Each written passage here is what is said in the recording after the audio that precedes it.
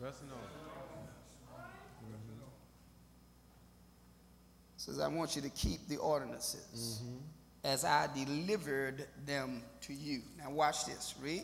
But I would have you to know. But I would have you to know, for all of you misconceiting, out of the way proportioned individuals who just going to have it your way anyhow. I'm informing you that what? That the head of every man. That the head of every man is who? Christ. See, there is a concept today. As one sister told me, us people rule our husbands. See, that's an invention. Oh, yes. An invention is a mental fabrication, especially a falsehood. Where did you get that idea from? That you're going to rule your husband. Yeah. Ain't according to scripture. Huh? Now, I want you to keep the ordinances as I deliver them unto you. Now, I'm going to tell you this, that the head of every man is who? Christ. Christ. So that means you are taking Christ's position and you are firing him. That's what happens. You don't like the way somebody do something, you fire them. But you can't fire Jesus because he's connected to the Father. That's right. And I dare you mess with the Father. And he done told you, don't you mess with the Son. Yes. The head of every man is who? Christ. And what? And the head of every woman. And the head of every woman is who? Is the man. That's the ordination of God. That's right. And it is his concept for the perfect marriage. Yes. Amen. You want the perfect marriage? Everybody wants the perfect marriage. Yes. Amen. And when you want the perfect marriage, then you have to believe in God's concept. Amen. How we doing, church? Pressing on. Read. And the head of Christ. And the head of Christ is who? Is God. Now, how you going to tell Christ what to do? You fired. I'm taking over this position. You fired.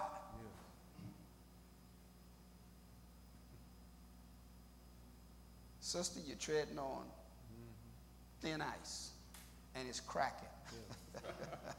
Very thin ice, yeah. You're treading on thin ice, and it's cracking. Amen. Read, brother.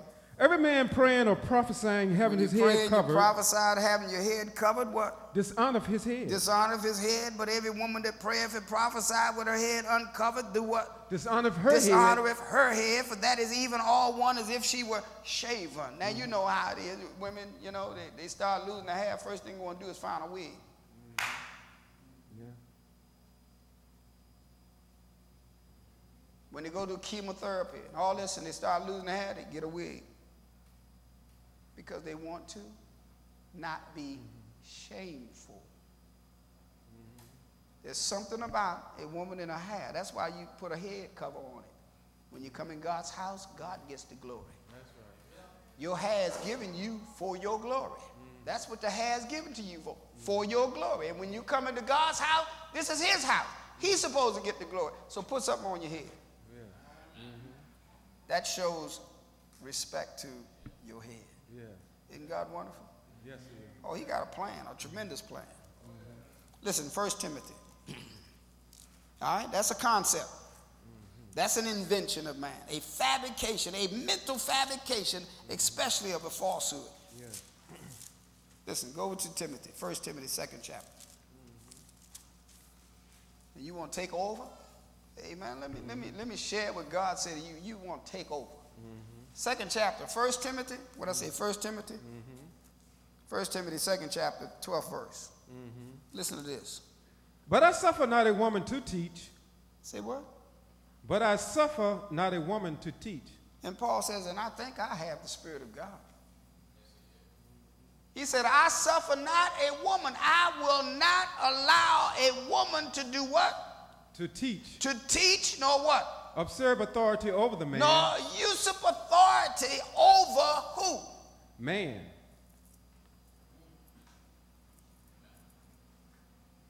Well, he don't know how to do such and such and such. Well, that's why you're there as a help meet.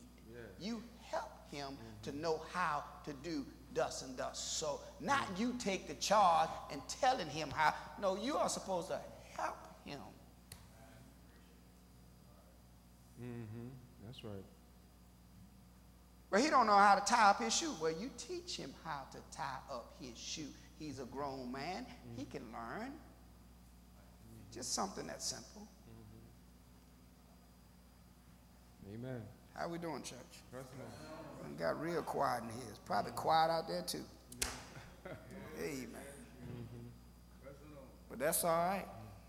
I got to preach it. Yeah, that's right. Amen. If you don't like it, turn it off. Yeah. Amen. If you don't like it, turn it off.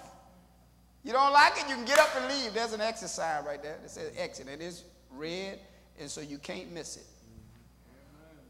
Amen. And your blessings. How we doing, church? Read again, brother. Read. But I suffer not a woman to teach. I suffer not a woman to teach, nor to usurp authority over the man, but to be what? In silence. Why? For Adam was first formed. Say what? For Adam was first formed, For then what? Eve. For what? For Adam was first formed, then you. You came after Adam. Yeah. So calm down and fall in line and be subject that you might be blessed according to God's concept of marriage. Amen? Yes. So listen, Hebrews. Here's another concept. Invention of man. Yes. Hebrews 13 chapter. How we doing, church? That's nice. Homosexuals got their agenda, and here's another group of people that got their agenda. 13 and 4, I think it is. Amen. Read. Marriage is honorable in all. You see? When you marry, then whatever you want to do within your marriage is honorable. You want to kiss your wife? That's honorable. Amen. You want to hold her? That's honorable. Amen. Yes. In all. And what? And the bed undefiled. And the bed in which you, whether it be the back seat of an automobile or it be out on the sand or in the woods on a blanket or whatever it is honorable. Or people do, you know, they get together all kinds of places. Back seat of the car. Amen. On the floor. On the couch. On the kitchen table.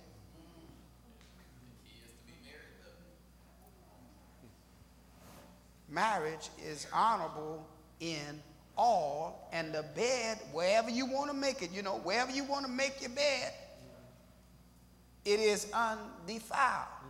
If it's not marriage, if you take marriage out of the equation, then whatever you do, it causes things to be messed up according to the concept of marriage. True.